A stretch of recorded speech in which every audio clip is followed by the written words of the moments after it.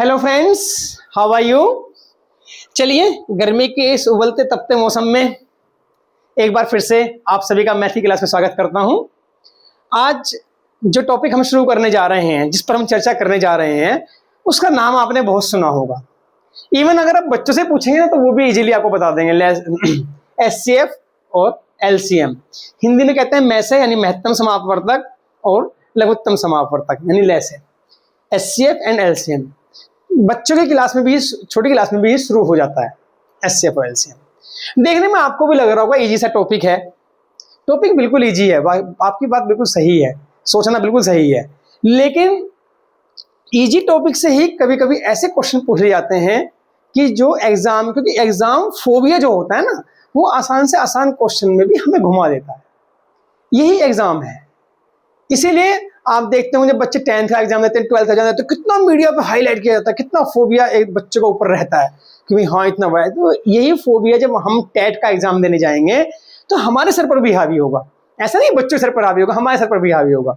क्योंकि आप में से कुछ लोग वर्किंग होंगे, कुछ लोग जो वर्किंग नहीं होंगे वो किसी और चीज की तैयारी भी कर रहे होंगे। तो इसलिए ये फोबिया एक जो है नेचुरल प्रोसेस है जो कि हमारे ऊपर छा जाता है, और इसकी वजह से ही एग्जाम में कुछ मिस्टेक्स हो जाती है। तो इजी से इजी टॉपिक को भी हमें अच्छे से करना है जिससे कि ये मिस्टेक्स ना हो, क्योंकि एक सिली मिस्टेक्स एक क्वेश्चन को खत्म कर देगी, तो हमें उससे बचना है। चलिए शुरुआत करते हैं एचसीएफ और एलसीएम। ये क्या होते हैं इसके बारे में जानने से पहले दो बहुत इंपॉर्टेंट और बड़ी छोटी सी नाम की टर्म है जिन्हें हम नॉर्मली एक उसमें यूज कर लेते हैं, एक ही वे में यूज करते हैं। देखिए, दो शब्द हैं। एक है अपवर्तक, जिसे इंग्लिश में हम कहते हैं फैक्टर, और दूसरा शब्द है अपवर्त्य, जिसे हम बोलते हैं मल्टीपल। क्या होता है, अक्सर हम इन्हें एक ही वे में यूज कर जाते हैं, लेकिन इन दोनों में डिफरेंस होता है। क्या डिफरेंस होता है, पहले वो अच्छे से जान लेते हैं, फिर उसके बाद हम एचसीएफ और एलसीएम पर बढ़ेंगे। देखिए, ये अपवर्तक यानी ये फैक्टर है क्या। मान लीजिए आपके पास कोई संख्या है, तो उस संख्या को जो संख्याएं कट करती हैं, जिन संख्याओं से वो संख्या कट जाती है, कट हो जाती है, जिन नंबर से उसे मतलब डिवाइड हो जाती है, उसे हम क्या कहते हैं, फैक्टर यानी अपवर्तक कहते हैं। मान लीजिए आपके पास एक संख्या जो है 34 है। अब ये जिन नंबर से डिवाइड हो जाएगी, कट जाएगी, ये किससे कटती है, 2 से भी कटती है, 17 से भी कटती है, 1 से भी कटती है, 34 से भी कटती है। तो जिन नंबर से ये नंबर डिवाइड हो जाता है वो उसका फैक्टर कहलाता है। अब एक बात यहाँ ध्यान रखने की है कि 1 जो होता है वो सभी का फैक्टर यानी सभी का अपवर्तक होता है। दूसरा जो नंबर होता है, जैसे मैंने 34 लिखा था, वो 34 यानी जो नंबर होता है, यानी हर नंबर जो है वो अपने आप का फैक्टर होता है, राइट। तीसरी बात, जो फैक्टर्स होते हैं उनमें क्या खास बात होती है, उनमें एक खास बात होती है, जो फैक्टर्स लिखेंगे आप, किसी भी नंबर के जो फैक्टर्स लिखेंगे, वो जो आपने फैक्टर्स लिखे वो क्या होंगे, लिमिटेड होंगे। लिमिटेड क्यों होंगे, क्योंकि वे फैक्टर्स वे ही नंबर होंगे जो या तो इस नंबर के बराबर होंगे, इक्वल होंगे, या इस नंबर से छोटे होंगे। ध्यान रखिएगा, इस नंबर से बड़े नंबर फैक्टर में नहीं आ सकते।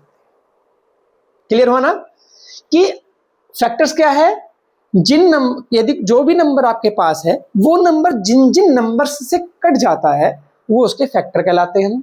1 सबका फैक्टर होता है, नंबर खुद अपने आप का फैक्टर होता है, और दूसरी बात जो और फैक्टर्स होंगे, अदर फैक्टर्स जो होंगे वो कौन से होंगे, या तो इस नंबर जो नंबर आपने लिया है उस नंबर के इक्वल होंगे या उससे छोटे होंगे, उससे बड़े बिल्कुल नहीं हो सकते फैक्टर के अंदर। ठीक है, तो ये सब 34 के फैक्टर है।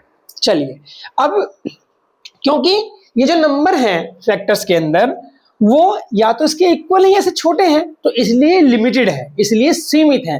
और सीमित का एक वर्ड होता है परिमित है, परिमित भी कहते हैं कि इनकी जो संख्या है वो परिमित है या सीमित है, इंग्लिश में कहें तो लिमिटेड है। चलिए अब जानते हैं अपवर्तीय। देखिए इंग्लिश से तो आपको समझ में आ रहा है मल्टीपल, मल्टीपल यानी मल्टीप्लाई करते जाओ, जो मिलते जाए उसे हम क्या कहते हैं, अपवर्तीय कहते हैं। अब जैसे मान लिया मैंने लिख दिया यहाँ पर 25, 25 क्या है, यानी जो नंबर है वो अपना अपवर्तीय हमेशा खुद, यानी अपना मल्टीपल खुद होता है। अब क्या हो सकता है, अब जो अपवर्तीय होते हैं वो क्या होते हैं, खुद तो जो नंबर है वो खुद तो अपना अपवर्तीय है ही, अपना मल्टीपल है ही। उसके बाद जो अपवर्तीय होंगे यानी जो इसके मल्टीपल्स होंगे वो क्या होंगे, इससे बड़े होंगे, यानी इसके जो मल्टीपल्स होंगे इसके बराबर होंगे या इससे बड़े होंगे, छोटे नहीं होंगे। जैसे अगर हम 25 के मल्टीपल लिखने शुरू करें, 25 खुद एक हो गया, दूसरा क्या हो गया, इसके आप मल्टीप्लाई करते जाएं। मान लिया आपने 25 की मल्टीप्लाई किसमें करी, 2 में करी, तो कितना आ गया, 50 आ गया। फिर आप करें एक तरह से समझिए टेबल हो गई 25 की। तो ये जो है देखिए ये मल्टीपल्स है ना, कहां से स्टार्ट हुए, 25 से स्टार्ट हुए, और आगे के नंबर सारे किससे, इस 25 से बड़े हैं, छोटा तो नहीं है, आगे ही चलते रहेंगे। ये कितने भी हो सकते हैं, इनकी कोई सीमा नहीं है। तो मल्टीपल्स जो होंगे, जो नंबर है वो खुद का मल्टीपल होगा और बाकी जो मल्टीपल होंगे उसके अलावा वे सारे उससे बड़े होंगे। लेकिन अपवर्तक में जो नंबर है वो खुद का अपवर्तक तो होगा, लेकिन बाकी जो उसके फैक्टर्स होंगे वो उससे छोटे होंगे, जबकि मल्टीपल में उससे बड़े होंगे। देखिए 25 का लिखे तो बाकी जितने भी हैं 25 को छोड़ करके वे सारे 25 से बड़े हैं। ध्यान रखना, अब ये मत कहना कि हाँ अगर मैं कहूं कि 1 इसका अपवर्तीय है यानी इसका मल्टीपल है, तो नहीं है, 25 का मल्टीपल 1 नहीं है, क्योंकि मल्टीपल कहां से शुरू होता है, उस नंबर से ही शुरू होता है, खुद से। पहला मल्टीपल वो खुद अपने आप में वो नंबर ही होता है। उसके बाद आप नेचुरल नंबर लेते जाइए, यानी इसकी मल्टीप्लाई करते जाइए 1 में, 2 में, 3 में, 4 में, 5 में, तो आपको मल्टीपल मिलते चले जाएंगे। तो अब देखिए ऐसे मल्टीपल अगर हम लिखें तो बहुत सारे हो सकते हैं, कोई गिनती ही नहीं है, तो इसलिए इन्हें हम कहते हैं कि अनलिमिटेड होते हैं, असीमित या अपरिमित होते हैं। अब हमने पहले भी पढ़ा था, एक छोटी सी बात को जान लेते हैं, प्राइम नंबर्स और कंपोजिट नंबर, भाज्य संख्याएं, भाज्य संख्याएं और अभाज्य संख्याएं, ये है कंपोजिट और ये है प्राइम।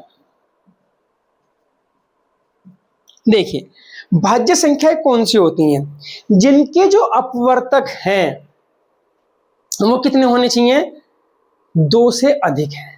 यदि कोई नंबर्स के अपवर्तक 2 से ज्यादा है, इसका मतलब वो संख्या कैसी है, भाज्य। जैसे मैंने यहाँ 34 लिखा, इसके आप देखें 1 तो सबका होता ही है और खुद नंबर सबका अपने आप में होता ही है, तो ये 2 तो हो ही गए, ठीक है ना। लेकिन 2 से ज्यादा है ना इसके अपवर्तक, इसके फैक्टर्स, इसलिए 34 जो है यह एक कंपोजिट नंबर है, यह एक भाज्य संख्या है। क्लियर हुआ, हो गया होगा बिल्कुल अच्छे से। भाज्य संख्या कौन सी है, जिसके जो फैक्टर्स हैं वो मोर देन 2 यानी 2 से ज्यादा होते हैं, वो संख्या भाज्य संख्या कहलाती है। और अभाज्य संख्या है जिसके फैक्टर्स क्या हो, या तो 1 हो, यानी जिसके अपवर्तक केवल 2 होते हैं, वो खुद और एक 1, वो नंबर खुद स्वयं और 1, वो कहलाते हैं प्राइम नंबर्स। इनकी डेफिनेशन हम पहले भी जान चुके हैं, लेकिन आज हमने इन्हें फैक्टर्स की फॉर्म में जाना। तो अगर किसी नंबर के मोर देन 2 फैक्टर्स हैं तो वो कैसा नंबर है, कंपोजिट नंबर है, भाज्य संख्या है, गांठ बांध के रख लीजिए। ऐसे ही यदि किसी नंबर के फैक्टर्स 1 और वो नंबर खुद ही है तो इसका मतलब वो प्राइम नंबर है, राइट।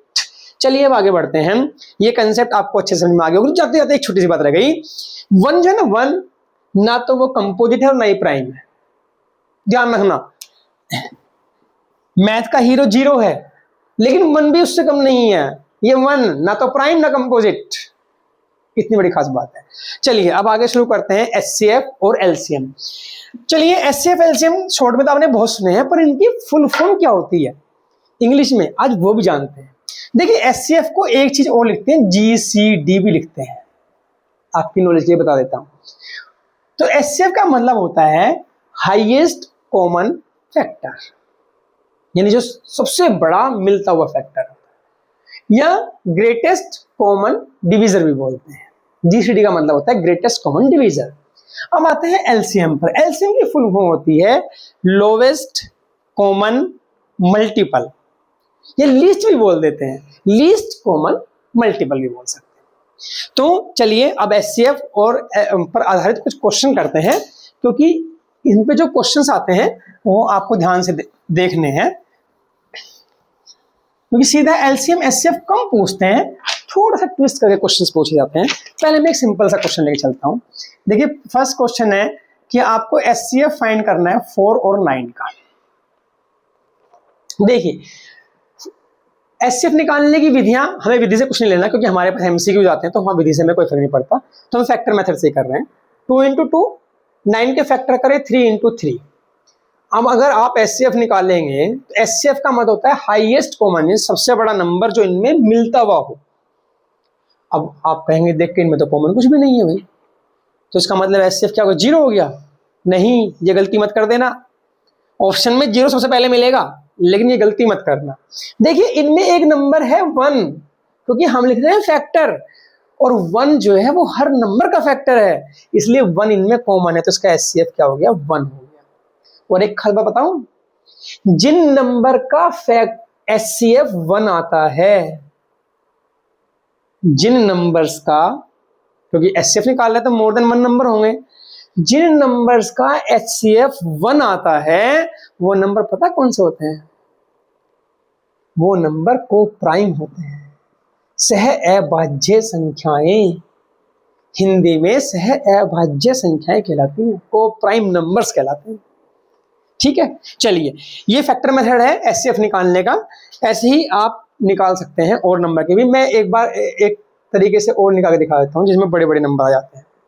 देखिए मैं 48 के फैक्टर करता हूं, 48 के फैक्टर हो जाएंगे 2 दूनी 4, 8 और ये हो गए। ऐसे 64 के फैक्टर करता हूं, 2 × 4, 2 × 8, 2 × 16, 2 × 32, 2 × 64। 72 के फैक्टर्स करता हूं तो कितना आएगा, 2 × 4, 2 × 8, और 8 9 72 होते हैं, तो 3 × 3।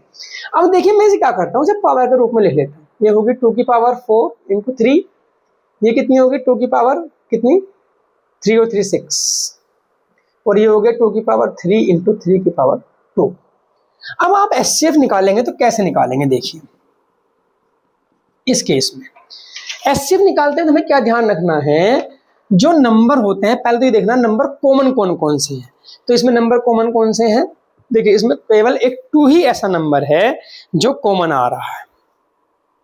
अब इस कॉमन नंबर में भी क्या देखना है कि इसकी जो सबसे छोटी पावर है, सबसे छोटी पावर कितनी है इसमें, देखिए यहाँ 4 है, यहाँ 6 है, यहाँ 3 है, तो सबसे छोटी पावर यानी सबसे कम पावर कितनी है, 3 है, तो वो इसका एचसीएफ बन जाएगा, यानी 2 की पावर 3, तो आंसर आ गया 248।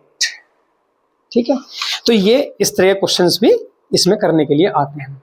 एक क्वेश्चंस जो सी टेट में आया था वो मैं आपको बता रहा हूँ, नोट करके दे रहा हूँ, आप उसे खुद कैलकुलेट कर लीजिएगा। देखिए दिखाने के लिए बड़ा डरावना सा था, 3 की पावर 1 to 9, 5 की पावर 1 to 6 और 7 की पावर 22। बी दे रखा था 3 की पावर 1 to 8, 5 की पावर 1 to 9, 7 की पावर 21। सी दे रखा था 3 की पावर 1 to 7, 5 की पावर 1 to 9 और 7 की पावर 23। और डी दे रखा था 3 की पावर 1 to 7, 5 की पावर 1 to 8 और 7 की पावर 24। अब वो कह रहे थे भाई find HCF of A B C D, तो अब क्या करना था। अब आप सोचोगे इतनी बड़ी बड़ी पावर कैसे करेंगे, कुछ नहीं करना। क्या करना है, देखिए 3 कॉमन है, सबसे छोटी पावर ढूंढ लीजिए 3 की कितनी है, दिखाई दे रही है आपको कितनी है 127, तो 3 की पावर 127 ऐसे आंसर दे रखा था मैंने। 5 की पावर ढूंढी, सबसे छोटी कितनी है 126 आ गया। 7 की पावर सबसे छोटी 21 है, ये आंसर नीचे दे रखा था, तो ये इसका एचसीएफ आ गया। चलिए कुछ आगे क्वेश्चन करते हैं। ऐसे क्वेश्चन भी बहुत पूछे जाते हैं कि वह बड़ी से बड़ी संख्या बताइए, वह बड़ी से बड़ी संख्या बताइए जिसे 125 और 94 से भाग देने पर प्रत्येक दशा में एक शेष रहे। क्वेश्चन समझ में आ गया? जिसे हम किससे भाग दें? जिसे हम 125 और 94 से भाग देने पर प्रत्येक दशा में एक शेष आए। ये क्वेश्चन था, दशा में एक शेष है। वह बड़ी से बड़ी संख्या, जब भी बड़े से बड़ा शब्द आ जाए क्वेश्चन में समझ लेना एचसीएफ निकालना है। चलिए अब आपको करना क्या था, हमें क्या कहा है, एक शेष रहना चाहिए। तो आप क्या काम करो, पहले में से एक एक नंबर माइनस कर लो। 124 में से 125 में से 1 माइनस करो 124 और यहाँ माइनस करा 93। अब आप इसके क्या कर लो, गुणनखंड कर लो। देखिए 124 के फैक्टर्स करेंगे अगर आप तो कितना आ जाएगा, 2 से कैंसिल करेंगे 62, 2 से फिर कैंसिल करा 31 और 31 से कट जाएगा तो ये रहेगा। ऐसे आप 93 के फैक्टर्स करेंगे तो कितना हो जाएगा, 3 से करेंगे तो 31 आ जाएगा और फिर 31 से करेंगे तो 1 आ जाएगा। जब आपने ये 1 आ गया आपका, दोनों जगह खत्म हो गया। अब आपको लिखने की जरूरत नहीं है, इसे देख लीजिए इनमें कॉमन कौन सा नंबर है। देखिए 231 है या 331, तो कॉमन नंबर 31 है। तो इसका मतलब इनका जो एचसीएफ है वो कितना आएगा, 31। 31 एक ऐसा नंबर है जिससे हम इन दोनों नंबर को डिवाइड करेंगे तो हर हाल में 1 रिमाइंडर आएगा। चलिए एक क्वेश्चन और पूछा था उन्होंने, ये भी यूपी टेट में आया हुआ है कि वह बड़ी से बड़ी संख्या बताइए जिससे 49, 59 और 109 इनको भाग दें तो क्या करें, क्रमशः शेष कितना बचता है। यानी ये शेष बचता है आपका 1, 3 और 5, ये रिमाइंडर बचना है, शेष रहना है ये वाली बात। तो आपको क्या करना है, वही स्टेप यहां दोहराते रहना है। अभी देखिए रिमाइंडर शेष रहने वाली बात है तो इसका मतलब आपको माइनस करते जाना, यानी 49 में से आप 1 माइनस करेंगे 48 हो गया, 59 में से आप 3 माइनस करेंगे, 1 नहीं करना, क्रमशः है ना, यानी इसमें से इसको, इसमें से इसे और इसमें से इसे। 59 में 3 करेंगे 56 और 109 में से 5 को करेंगे तो 104, फिर आप उनका एचसीएफ निकाल देंगे। तो इस तरह से ये क्वेश्चन भी आपका हो जाएगा। क्वेश्चन वही था, बड़ी से बड़ी संख्या बताइए जिसमें रिमाइंडर ये रहे, इसमें था कि बड़ी से बड़ी संख्या बताइए जिसे इसे डिवाइड करने पर ये शेष रहे। चलिए एक क्वेश्चन और है, इसे आप एमसीक्यू से भी कर सकते हैं। एमसीक्यू से कैसे कर सकते हैं, देखिए एक क्वेश्चन पूछा है ऐसे कि 4 अंकों की बड़ी से बड़ी संख्या, 4 अंकों की बड़ी से बड़ी संख्या जो 12, 15, 18, 27 में से प्रत्येक से पूर्ण विभक्त हो, पूरी विभक्त मतलब कट जाए। अब इसमें ऑप्शन दिए थे 9690, बी 9720, सी 9930 और डी 9960। अब देखिए अब क्या करेंगे, एचसीएफ भी निकालेंगे तो भी आपका सीधे सीधे आंसर ये नहीं आएगा, तो इसलिए उल्टा कर लीजिए क्वेश्चन को। अब की बार ऑप्शन से चलिए, सीधा ना करके। ऑप्शन से कैसे करना है, देखिए 9690 12 से डिवाइड होता कि नहीं होता, 12 96, 9 द्वारा 0 नहीं कटेगा, इसको छोड़ दीजिए क्योंकि जब 12 से नहीं कट रहा बाकी और की चेक करने की जरूरत नहीं। अगले नंबर पर आइए, 12 96, 1 आ गया, 12 के 12 0 कट गया, इसका मतलब 15 से चेक कर लीजिए, 15 6 90, 7 आया, 15 चौका 60, 120, 15 120 कट गया 15 से भी। 18 से देखिए, 18 5 90, 18 72, 18 भी कटता है, इसका मतलब सबसे कट रहा होगा लगभग। इसका मतलब ये आंसर पॉसिबल हो सकता है, पॉसिबल क्या हो ही जाएगा क्योंकि 3 से कट गया। अब देखिए आप अगला भी चेक करके दिखाता हूँ, 12 से भाग करके देखिए, 12 96 बच गया 3, 33, 12 के पहाड़े में 33 कभी आएगा नहीं, यानी ये भी 12 से नहीं कट रहा तो छोड़ दीजिए। 9960 को चेक कीजिए, 12 96, 36, 12 36 से कट रहा है। चलिए 15 से चेक कीजिए, 15 6 90, फिर बच गया 96, 15 6 90 और 15 चौका 60, ठीक है। 18 चेक कीजिए, 18 पंजे 90, 90 के बाद कितना बचा 96। अब 18 के पढ़ में 96 नहीं आएगा, इसका मतलब ये भी नहीं कटेगा, तो इसका मतलब सही आंसर क्या आ गया 9720 आ गया। तो रिवर्स कर लेंगे तो भी ये काम आपका हो जाएगा। क्वेश्चन के अकॉर्डिंग भी डिपेंड करता है कि आपको क्या करना है, ठीक है। एचसीएफ के बारे में आज मैंने आपको इंपॉर्टेंट चीजें बता दी हैं, काफी इंपॉर्टेंट चीजें बता दी हैं। और देखिए प्रैक्टिस आपको खुद से करनी होगी, बहुत सारे क्वेश्चंस आप करेंगे, हल्का हल्का सा अंतर मिल जाता है क्वेश्चन में, तभी आपको की प्रैक्टिस हो पाएगी। वैसे हम कोशिश करेंगे आप अगर हमारे व्हाट्सएप ग्रुप से जुड़ जाए तो फिर हम आपको प्रॉब्लम भेजते रहें, लेकिन अभी शायद आप लोगों को ये अच्छा नहीं लग रहा है जुड़ना, तो चलिए ठीक है, जैसा भी है। मिलते हैं नेक्स्ट वीडियो में, आगे इस टॉपिक को आगे बढ़ाते हैं। तब तक के लिए गुड बाय, नमस्कार, और हमारे चैनल को लाइक सब्सक्राइब करना ना भूलें। धन्यवाद।